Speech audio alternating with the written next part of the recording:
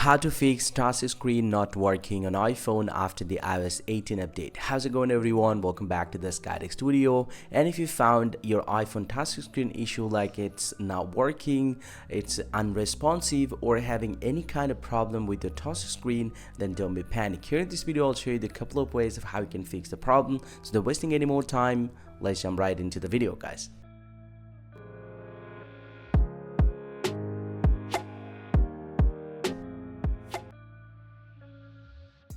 Well, so your iPhone touchscreen issue can be happen for several reasons. First thing first, if you have upgraded your iPhone to the latest iOS, then all you can do, this could be a software glitch. In order to fix the problem, you can press and release the volume up, press and release the volume down, and press and hold the power button until you see the Apple logo appears. This will actually force restart your iPhone, and if you have any glitch or bugs with your iPhone, this will be fixed and most likely your problem is going to be solved.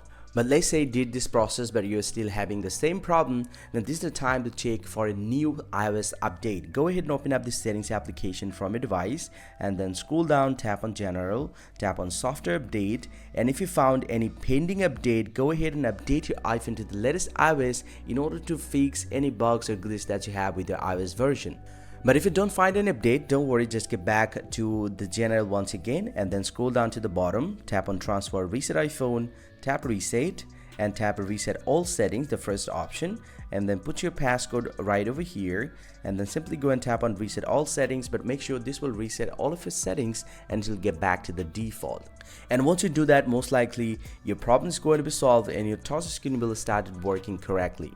But if any case, if you're still having the same problem over and over again, then I recommend you to downgrade your iPhone to the iOS 17 again. I already make a dedicated video about it. You can check this out in the description, so that you can downgrade the iPhone to the previous version in order to fix any problem, or if the iOS 18 version is not compatible with the iPhone.